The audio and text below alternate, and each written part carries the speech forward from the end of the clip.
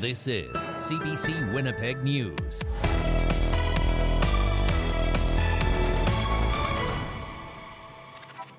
Good evening. Thanks for joining us. The Red River College Polytech is expanding its programming after receiving a multi-million-dollar gift from a local foundation. The program aims to build on Manitoba's growing film industry and give students the career options they need to stay in the province. CBC's Mike Arsenault has the story. Confetti rained down in the RRC Polytech's downtown campus to celebrate a new addition, the Schroeder Institute of Entertainment and Media Arts. Made possible by an incredible gift by some donors, former Winnipeggers and good friends of our city and our institution, Walter and Maria Schroeder. The Schroeder Foundation donated $15 million to launch the new institute, the biggest donation in the college's history. Fred Meyer says the Schroeder Institute of Entertainment and Media Arts already has 12 programs being offered that will be the foundation of the institute. 2 additional programs are being added in the fall of 2025. We identified animation as an area that we could do more work. We do some 3D animation, but 2D animation is an area that we're looking at as well. And then obviously with the film industry and that, production is an important area as well.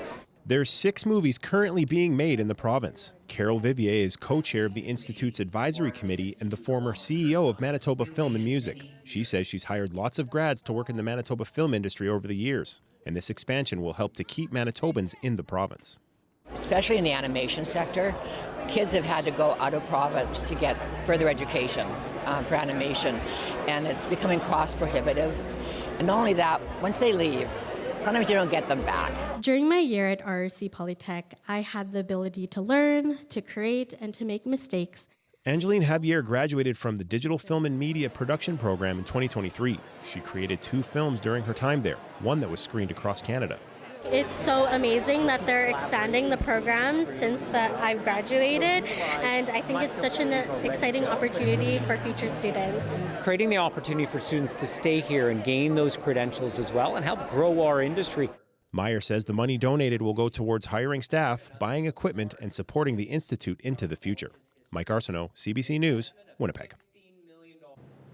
Manitoba's official opposition says they found somewhat of a smoking gun that proves Wab Kinew's NDP is making major spending cuts. But the NDP government says that's not the case. CBC's Bartley Kivas has been following this story for us all afternoon. And Bartley, what exactly is the issue here? Well, back in the spring, credit rating company S&P gave Manitoba a favorable report, but there was one line that stuck out as unusual. S&P said the government was cutting back or has cut back on spending by 40%, and that would amount to more than $1 billion, not capital spending, that is. The Tories claim the NDP are quietly cutting to make ends meet after going on a spending spree. Manitoba Finance Minister Adrian Salas says no. He says it's a mischaracterization. He says his government's simply not going ahead with all the promises the PC's made before the last provincial election. A lot of the announcements that they made in hopes of staying in government really led Manitobans on, but they weren't planned for, and they had absolutely no plan to pay for them. So, Bartley, credit companies tend to rate these statements or base their statements on actual data. So does Salah's explanation actually make sense? Well, his explanation is something we did hear a lot last fall after the provincial election, and that was essentially you can't cut anything if it didn't exist in the first place. The PCs aren't buying this. Interim leader Winniwasko insists the NDP is overspending. He claims we'll see hard evidence of this when Manitoba Finance starts publishing data from the period after the NDP took power. Mr. Kinew is a benefactor of a stable credit rating. But I think anything moving forward, when we get into public accounts coming up here in the next short while, that's all going to be on Wab Kinew and the NDP government. So is there anything else in this report that raised eyebrows? Well, S&P said Manitoba is in position to post a modest surplus next year. Finance Minister Adrian Salas says that's not happening. He says, as planned, this government isn't going to have a balanced budget until the final year, of Wab Kinew's first term. Brittany. All right, thanks, Bart. Well, Manitobans are having a chance to have their say on the design of their new health card. Premier Wab Kinew is asking Manitobans to vote on their favorite choice. One design features a bison in the lower right-hand corner. Another design has a polar bear walking on snow. And the last choice showcases the Northern Lights. People can vote on Kinew's Instagram page until Sunday at midnight. The winning design will be announced shortly after that. And earlier today, we asked some Manitobans which of the options they would pick. I'm prone to polar bears. I think the polar bear and the blue, it's just Churchill, it's Manitoba. It's such a Manitoba iconic symbol, you know. Recognize the bear as part of Manitoba, as a major part of Manitoba. I like the Northern Lights. How come? Oh, just because they're beautiful. I like polar bears. I know why I like polar bears. They're dangerous, but nice. How does your paper card look right now? Tattered and worn. You're tired of the paper card? Oh, absolutely. Now, hopefully I don't lose this one. The Green Action Centre is revving up its Go Manitoba carpool app. You can sign up online and connect with people who live and work in similar places. The group says the new and improved website will make it easier for Manitobans to share rides, even for those who aren't tech savvy. The centre hopes to triple its users by getting municipalities outside the perimeter to sign on, as well as big employers and schools like the University of Manitoba. One of the barriers to carpooling is being able to find someone that has the same hours as you, that's coming kind of from the same direction as you. So this is a really great way for people to find other people they can connect with that might have their travel patterns. The province is investing $30,000 to help relaunch the Go Manitoba platform. Its goal is to reduce greenhouse gas emissions, but Winnipeggers say the website could offer other advantages. I could be interested in using that, like to split the cost. You pay for gas and then I pay to park downtown. I think the cheapest I can get is $11 a day, so to split that. For my winter, I was planning to do biking, but like some days it's very cold in Winnipeg. It would be nice if I could carpool on certain days. Being in downtown, there's lots of professionals and lots of organizations, and it would be a really neat way to even network with people around you and in buildings around you. Go Manitoba encourages users to meet up and get to know each other a little before sharing rides. Let's bring in weather specialist Riley Lachuk now. And Riley, I went out for a walk this morning and you didn't lie. It was a chillier start to the day and it was windy. I had my hat, so I was good to go, but it was certainly a windy start to the day. It's a windy start, a cooler start, still above seasonal for this time of the year. I wanted to note this number right here, though, 30.2 today in Winnipeg. This officially our 11th 30-plus day of the season, so not doing too badly if you don't mind the heat. Did get down to 14 this morning, so a little bit cooler than we have seen in recent days, at least. That normal low temperature, 6 degrees for this time of the year. The sun setting tonight at 7:47. We've started to see the beginnings of that area of low pressure that has been bringing some showers to parts of western Manitoba start to move into the province. So a little bit of cloud cover starting to build in right now. You can see some showers through the Parkland region, a few scattered showers along that Trans-Canada corridor to the south central part of the province as well. That will be the start of a bit of an unsettled pattern for us as we get through the next couple of days. 20 tonight, partly cloudy. Those winds stay strong through the overnight period. 21 first thing in the morning, and another warm one tomorrow. Brittany, a chance of late day showers. Our best chance for showers in Winnipeg coming into the overnight period Friday, which I'll talk about when I come back. All right, keeping an eye on that. Thanks, Yes. Riley.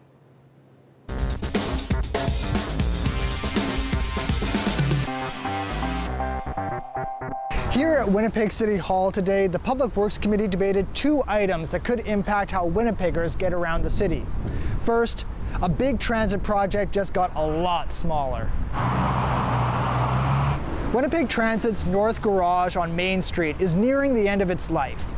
The city has chosen this spot on Oak Point Highway at Selkirk Avenue as the home of a new expanded garage. It's meant to increase the capacity for new large buses needed to grow ridership. But a report found the cost of the project has gone up from $200 million to more than $300 million. Today, the committee voted to reduce the size of the project to fit within the original budget, cutting out maintenance bays, storage areas, and other elements. Transit staff warned this could hamper the rollout of the city's transit master plan. But Public Works Chair Janice Lukes says she's hopeful future funding will come to expand the garage. I am really concerned. Of course, I'm really concerned. But I'd say equally have the same amount of optimism that something positive will happen, because it's a national issue, and provincially, this government really understands the need for transit. Any changes to the scope of the project need approval from the federal and provincial governments, which are helping to fund it. Also today, the councillor for Charleswood says the city needs to think long-term to solve traffic safety issues along Wilkes Avenue. A city report recommends lowering speeds along stretches of Wilkes from the perimeter up to Elmhurst Road. But Evan Duncan wants the reduced speed zone to stretch all the way to Kenaston Boulevard. He also wants to build a temporary road connecting Ridgewood to Wilkes on land just east of Varsity View Sportsplex and Margidi Park with a new traffic light. This would begin paving the way for the eventual extension of the William Clement Parkway. What I'm asking for is the southern portion of the William Clement Parkway that does not affect residents, that is strictly an option for safety. 450 meters from Ridgewood to Wilkes, east of the Varsity View Sportsplex, as a focus on safety. The committee voted today to study the idea of a new road. That's due back in March. Cameron McLean, CBC News, Winnipeg. They've popped up in parks and along the waterfront, but are homeless encampments legal in public spaces? CBC takes a deep dive into the issue straight ahead.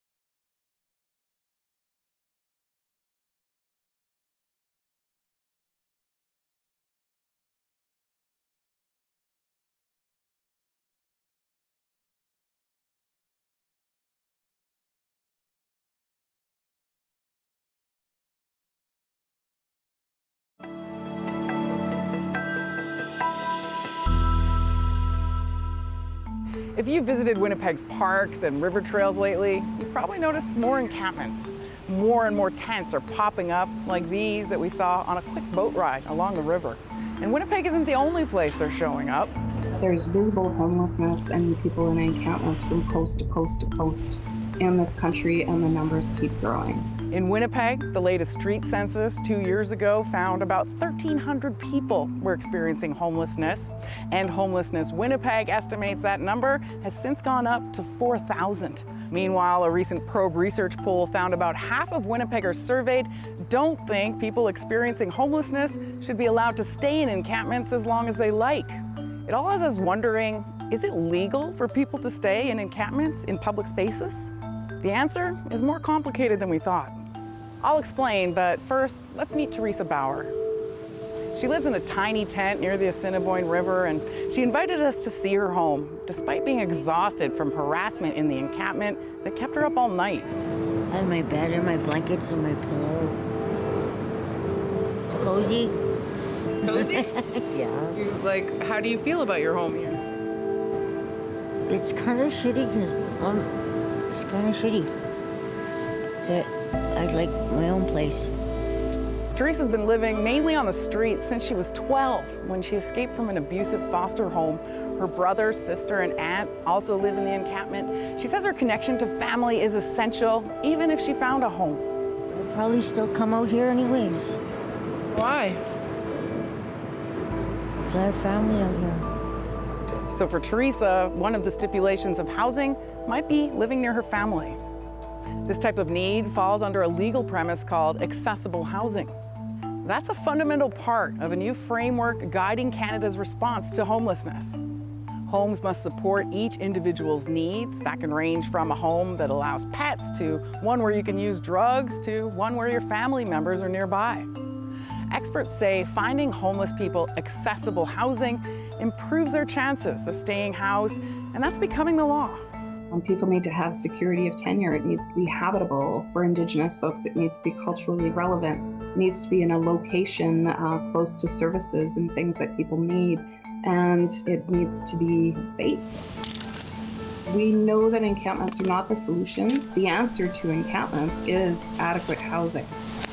Last July, there was 1 tent. Understanding accessible housing is important when neighbors start taking action to get them moved out. Teresa Hunter lives near some encampments on the Assiniboine River, and she alleges several in the neighborhood have been threatened and assaulted by people living in encampments. My husband being one of them. Somebody asked him for a light. He didn't have one, and so he had a hatchet waved at him, and that was right on the river trail, right not far from here. Hunter says she's contacted the city hundreds of times about fires, garbage, and aggressive behavior. We are really pressing the city to do something, and do something more beyond than allowing people to live in camps. People need to have shelter, and they need to be supported. Not bad. But what happens when people in the encampments don't want to leave? Can they be evicted from a public space? The short answer is, it's not that easy. Remember when I said the right to accessible housing is becoming law? Well, the legal framework is still evolving, but rules are already being established to protect the rights of people who are unhoused. At the international level, housing was recognized as part of the right to an adequate standard of living in the 1948 Universal Declaration of Human Rights. Canada agreed to be bound by this agreement, including the right to housing. At the national level, the National Housing Strategy Act was enacted in 2019, recognizing housing as a human right. Judges have ruled Section 7 of the Canadian Charter of Rights and Freedoms, which protects the right to life, liberty, and security of the person, includes housing rights, even if that housing is in an encampment. So until there is adequate housing available for them, governments need to recognize they've got to they need to respect the basic human rights of people. So meaning that they have an obligation to provide safe drinking water, for example, a place to cook, a place to keep warm, a place to be to cool down.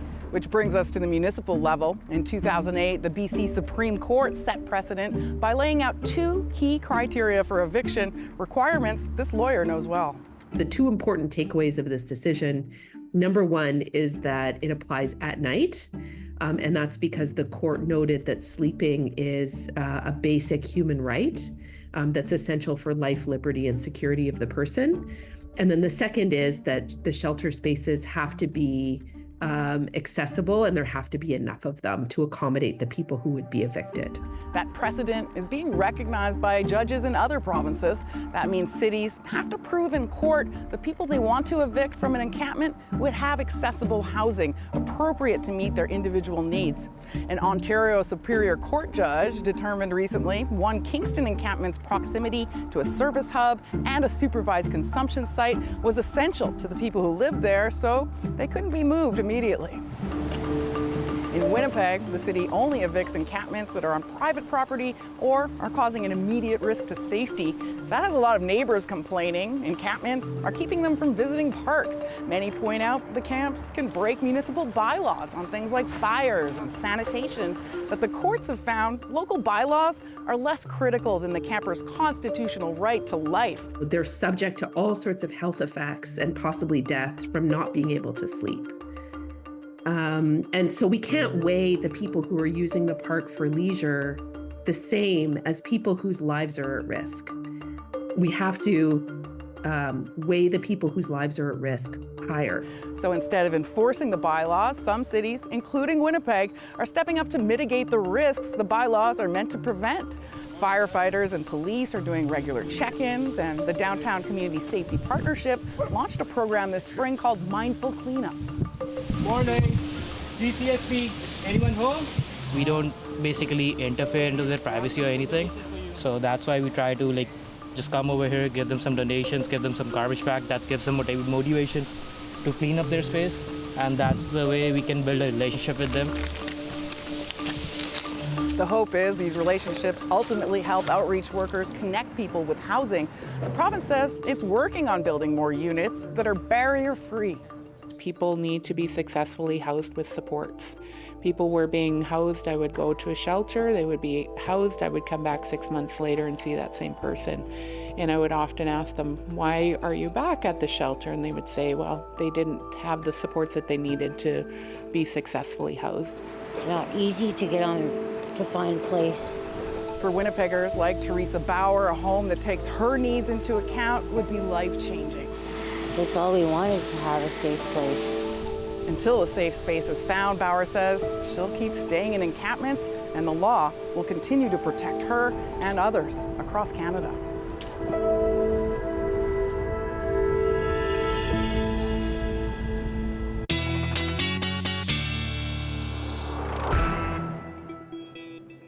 Riley's back now. Riley, it's that tricky time of year where it's hard to know what to wear, especially if you're gone all day long, because it's cool in the morning, it's hot in the afternoon, sometimes it's sticky, and then it gets cool and smoky and smoggy. It's all of the things. It's that time of the year where you're probably starting off with maybe the heat on in your car and driving home with the air conditioning. Exactly. That type, yeah. More days like that ahead. Here's a look at where we got to today. Some 30s on the map, including in Winnipeg, Steinbach, 28s in both Brandon and Melita today. These are temperatures that are a good 10 degrees above seasonal for this time of the year. And this warm stretch does continue into the next several days. Where we did see more seasonal temperatures again today was in northern Manitoba. The Paw, 17 this afternoon, 18 in Thompson. So I was talking about that area of low pressure that is in central Saskatchewan moving up through into northern Manitoba. Here's how that times out. So a few showers through the evening into the overnight period for the north. That's that first wave. And then we start to see some of that first wave of instability moving through southern Manitoba as we get into Friday. Particularly in the morning, you see clouds start to build in and some instability. Trans-Canada Highway and south for the most part through the morning hours tomorrow, but can't rule out some showers and definitely some cloud cover into the Parkland region first thing as well. As we move through the rest of the day, we see that instability is starting to move a little bit further to the east.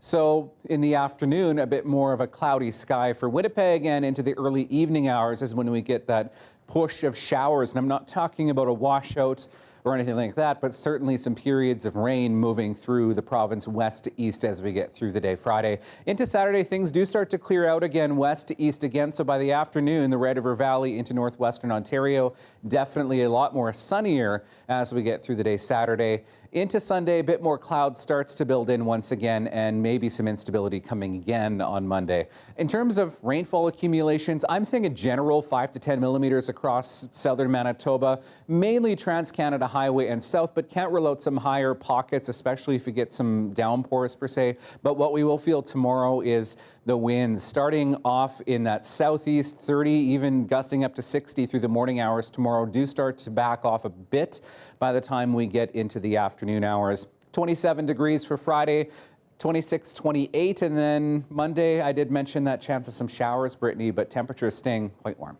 Thank you, Riley. You're welcome.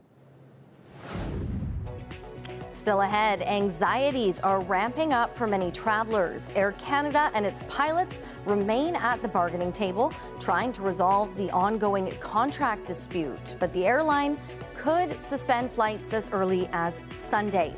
We'll have more on that when we return.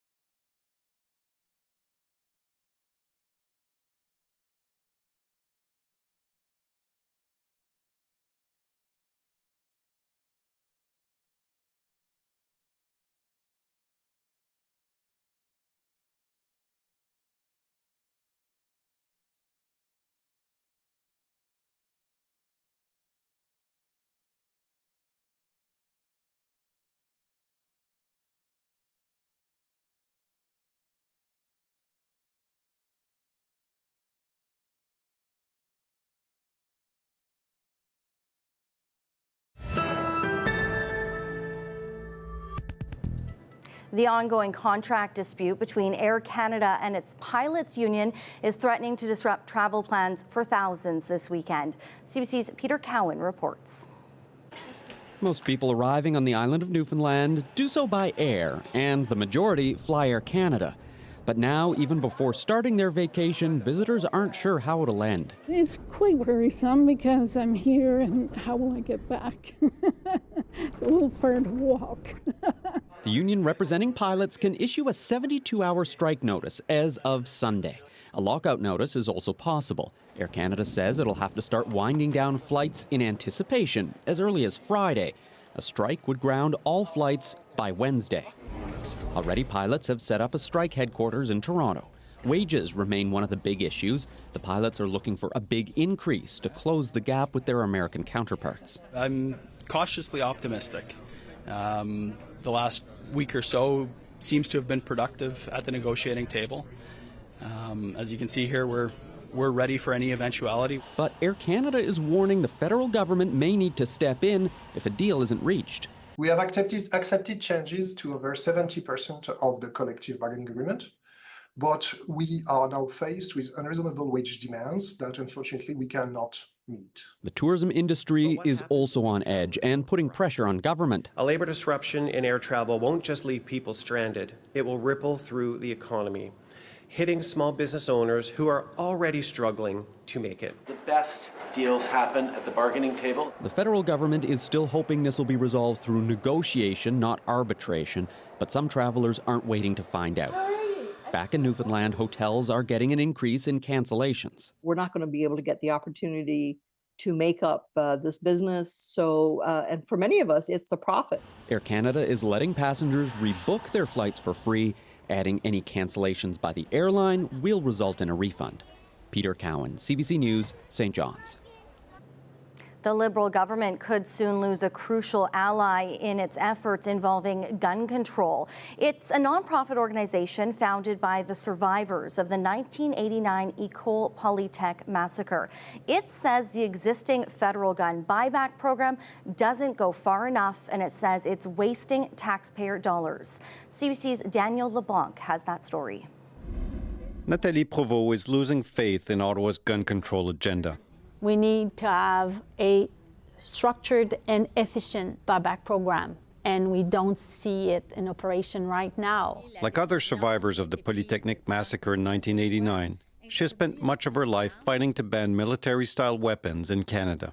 Our first request was a complete ban on assault-style weapon, and for us, that meant that no more assault-style weapon would be in circulation. The Trudeau Liberals had promised to make that dream a reality. In 2020, the government banned 1,500 models of firearms, promising to buy them back from retailers or individual gun owners and destroy them. So today, we take another big step forward. While Ottawa has banned the likes of AR-15s, Police Se Souvient and gun experts agree many similar firearms are still available, including ones like the Crypto that is just entering the market. In 2020, they banned AR-15, but they didn't ban the WK-180 because it was only in small numbers on the market then. Wes Winkle owns a hunting shop. Taxpayers should be so upset at this process. And those consumers that are licensed are going to take that same funds, turn around and buy the identical firearm with a different branded make and model. Public Safety Minister Dominique Leblanc refuses to be swayed by critics. On va aller acheter ces armes à feu et on va les détruire. He said Ottawa will recover and start destroying firearms this fall and into next year. Provost says she's not sure the Prime Minister will be welcome at the next commemoration of the Polytechnic massacre on December 6th in Montreal. We have to do this buyback program, but if we do it, we have to do it efficiently, not just for appearance. The sharp criticism comes at a perilous time for the Liberals, especially among voters in big cities like Montreal, where there is a crucial by-election on Monday. Daniel Leblanc, CBC News, Ottawa. We are less than a week away from 2 federal by-elections, including one right here in Winnipeg. Now, there's a lot at stake for the 2 parties who've only ever won the seat in Elmwood-Transcona. Now, the New Democrats, they're trying to hold on to a stronghold. The Conservatives are hoping to build on the momentum achieved by their surprise June by-election victory in the former Liberal stronghold in Toronto, St. Paul. Karen Pauls has more. Leela Dance is pounding the pavement, trying to maintain a stronghold. I'm Leela Dance, I'm with the NDP. Anchored by this rail yard and its influential unions, this Winnipeg riding has voted NDP 10 times in the last 36 years. People's concerns are all the same. It's the cost of groceries, it's the cost of housing and rent, it's our healthcare system. It's impacting everyone in this community. The Conservatives have only won this riding once in 2011. But this time they've nominated an electrician and union member. Colin Reynolds and his team have not replied to repeated requests for an interview, but he's active on social media. We need to send Sellout Singh and Justin Trudeau a message, and this is your chance to do it. His strategy? Tying the NDP to the Liberals. It's kind of a particular strategy at this moment in time. The Liberals are very unpopular. They're certainly not competitive in that seat. People are done with Justin Trudeau and the Liberals, but we cannot return to Conservative cuts. The stakes are high for the New Democrats. The Tories are going after the NDP's traditional base, including unionized workers. It's not about talking to union bosses or fighting corporate greed. It's about talking to workers and what their needs are. And that's the big distinction right now with today's Conservatives and today's NDP. The NDP are really ingrained in union style talk instead of worker talk. Are there any Liberals here? The Liberals, Greens and People's Party also have candidates in this race. So does the brand new Canadian Future Party. If you're disillusioned by the big 3, if you feel politically homeless, there is a new party. We are listening. You can bet politicians of all stripes are listening to what voters have to say. Karen Pauls, CBC News, Winnipeg. With the debate behind them, the 2 U.S. presidential candidates are focusing today on swing states. But some of the toughest people to attract are young voters. And when it comes to politics, popularity can often matter more than policies. Alison Northcott takes a closer look at a celebrity endorsement that could matter. When Taylor Swift has something to say, fans pay attention. I'm voting for Kamala Harris because she fights for the rights and causes I believe need a warrior to champion them, the pop star posted on Instagram to her 283 million followers after the presidential debate. I've made my choice. Your research is all yours to do and the choice is yours to make, she wrote, signing off childless cat lady, a reference to a comment made by Donald Trump's running mate J.D. Vance. I am incredibly grateful, first of all, to Taylor Swift. I say that also as a cat owner, a fellow cat owner. And that's the type of courage we need in America to stand up. Swift said it was time to be transparent about her voting plans after a fake AI image of her appearing to endorse Trump was posted on his site. Trump reacted to Swift's choice on Fox News. I was not a Taylor Swift fan. It was just a question of time. For Swifties who are Harris supporters, her endorsement is encouraging. The more that we get that boost of support from the bigger names out there in the world, I think the better it will be. That endorsement surely is going to have an impact. This expert says Swift might not change minds, but could motivate young people to vote in a tight race. Taylor Swift endorsement has had an influence on voter registration in 2023. She told her followers to register on vote.org as electors, and there was a surge. This Swift fan and Trump supporter isn't swayed. Could Taylor Swift change your mind? No, never. I still love her work. I might be a little bit more reluctant to go to a concert because, I understand everyone has their political affiliation. Do I feel like she's using her stature to influence people? Absolutely. Democrats hoping to harness that influence come Election Day. Alison Northcott, CBC News, Montreal. She's a Canadian legend in the literary world, and now Miriam Toews is being honored in her hometown. More on that straight ahead.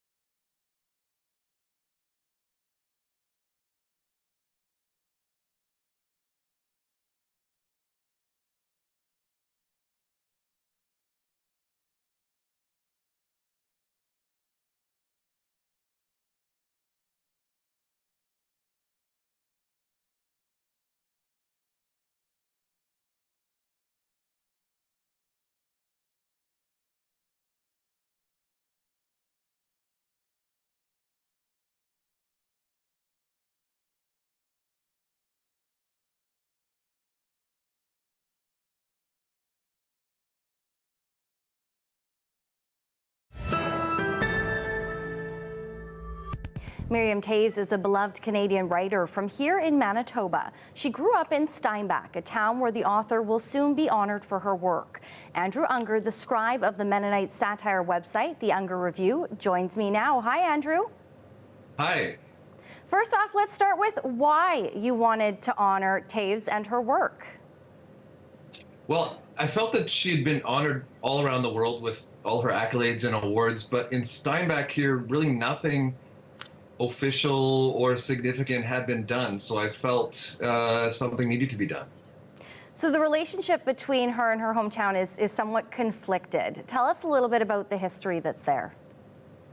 Yeah, so I think with several of her first few books, or especially A Complicated Kindness and Swing Low, some of the folks thought that she was painting Steinbach in a negative light, and some people locally anyways didn't appreciate her works. But I think there's a lot of people in Steinbach who do appreciate her works and understand what she's doing, and I think it's great that we can finally honor her in this way.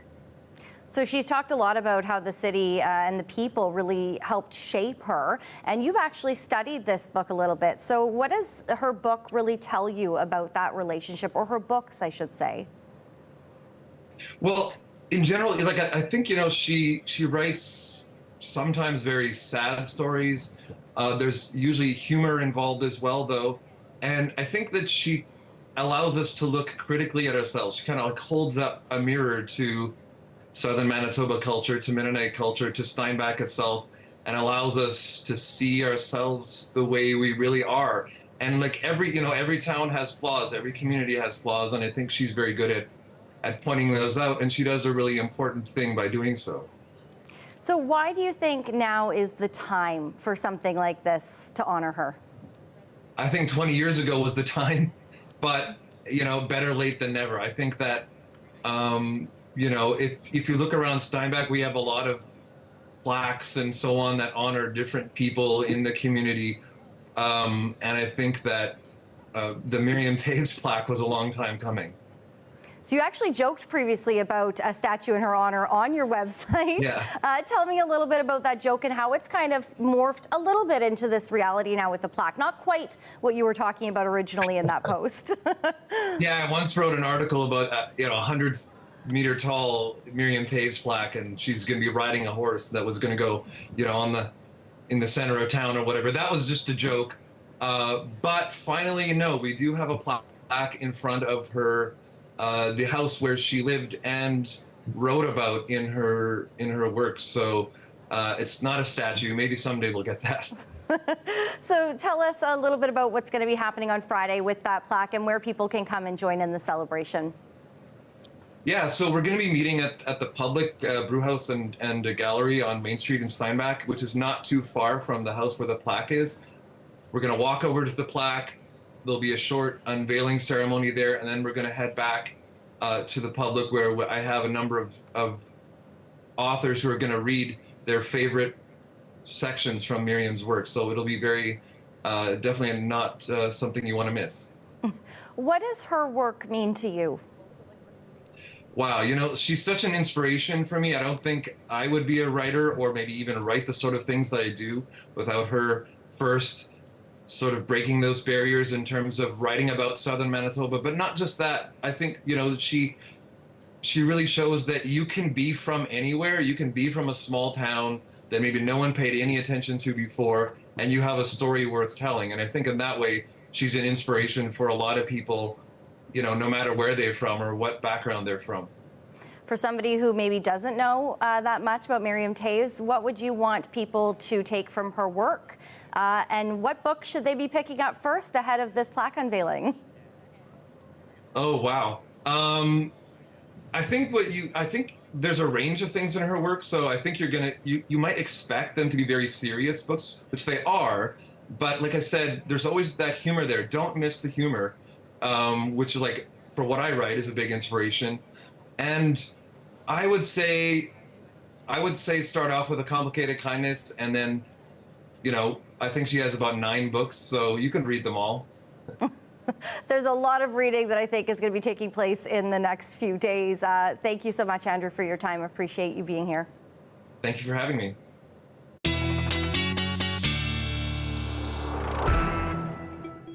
Time for a look at your Manitoba forecast once again, starting, of course, with that dog walking forecast for your Friday. Hockey might be a little bit hot tomorrow for that walk, especially with that coat. Thank you, Crystal, for sending this picture in. Talk back at cbc.ca is where you can send yours. 21 degrees to start the day. Another windy one tomorrow. Could see some gusts even. I'm saying south 30 to 50 through the afternoon as that cloud builds in, but could see some odd gusts to 60 or 70 through the Red River Valley tomorrow afternoon.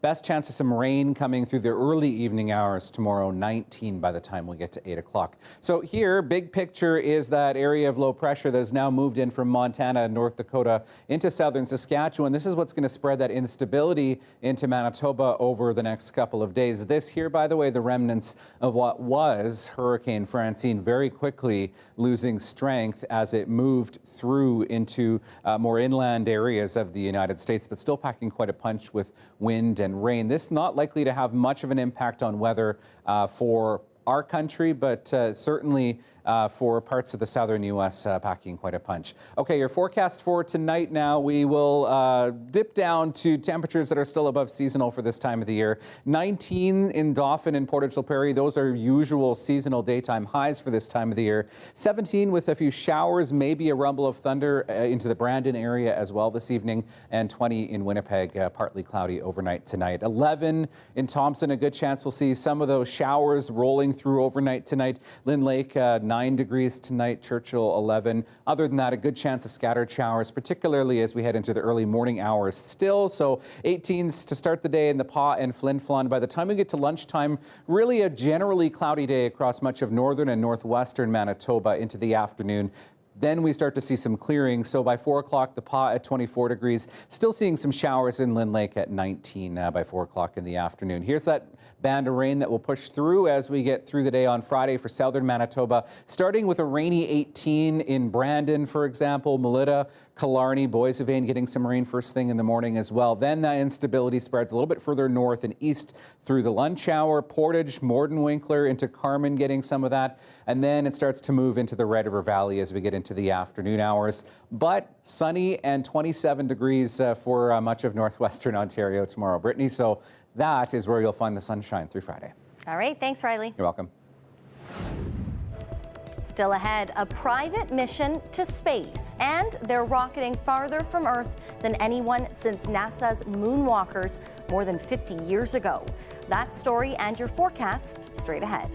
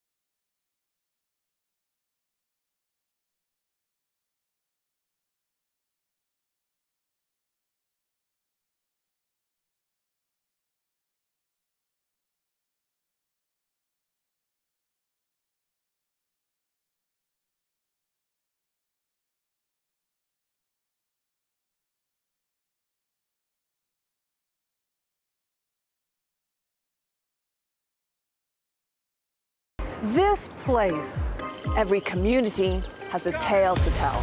And CBC is here to share them. Watching, listening, reading, streaming. CBC, telling Manitoba's story wherever you are. In some ways, today was both a giant leap as well as several small but significant steps in space travel. CBC's Nicole Mortellaro looks at the importance of a privately funded mission taking place high above the Earth. SpaceX, back at home we all have a lot of work to do, but from here, Earth sure looks like a perfect world.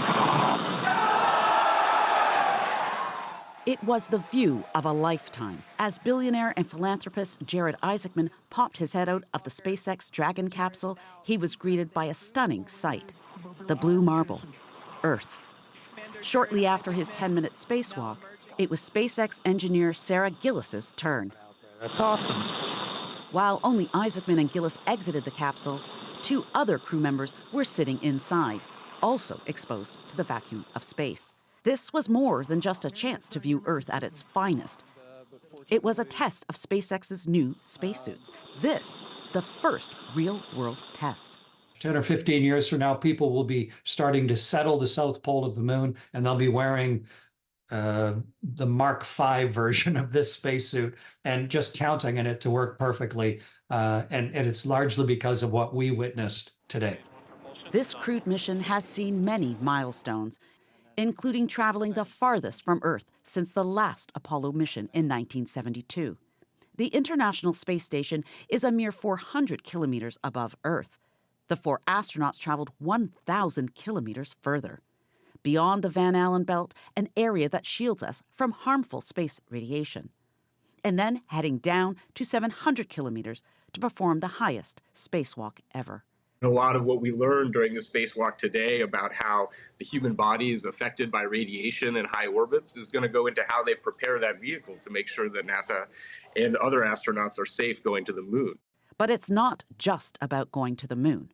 Mars is the ultimate goal. This is a pretty amazing step, an amazing time to be alive. Nicole Mortellaro, CBC News, Toronto. Police in Tennessee say rock star John Bon Jovi helped coax a woman to safety from the ledge of a bridge. Bon Jovi was filming a music video on the bridge in Nashville Tuesday when he spotted the woman. The singer and a production assistant slowly approached her, and the woman was facing outward on the far side of the railing. They're seen speaking to her for about a minute before she turns around to face them. They then lifted her over the railing to safety. Bon Jovi hugged her, and the 3 walked along the bridge accompanied by police officers. The woman was taken to hospital for evaluation.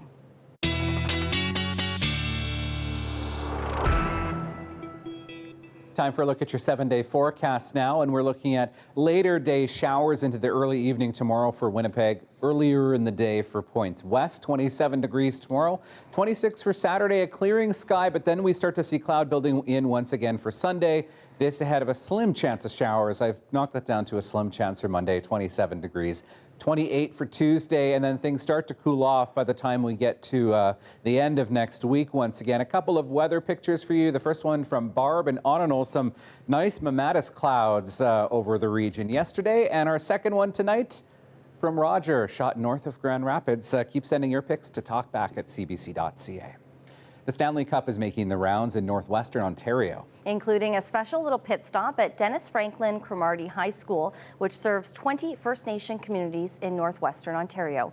This is tonight's Daily Lift.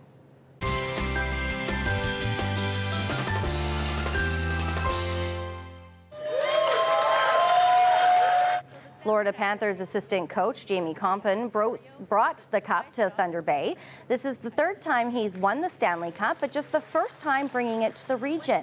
It's a memorable experience not only for him, but also for the students and community. This is like so unreal that the Stanley Cup's like right in front of me right now. Yeah, I felt really inspired. Actually, I would definitely do my best. What he said, just do your best every day, day in and day out. I usually play goalie because of my size, but I could also play really well on attack. I'm so glad he's here. So the Stanley Cup also made the rounds at the Northwestern Ontario Sports Hall of Fame, as well as a public event at the local stadium as well yesterday. I love that because you know what? So many people in communities get to see it, but we don't often get to take them to some of these rural communities where it means so much to some of these kids. Exactly. And you know, it might propel them to aspire to reach high. Right? High, love high to for see the it. Maybe sky. you'll see some of them in the NHL. Exactly. Wouldn't that be cool? Have a wonderful night. We'll see you ya. back here tomorrow.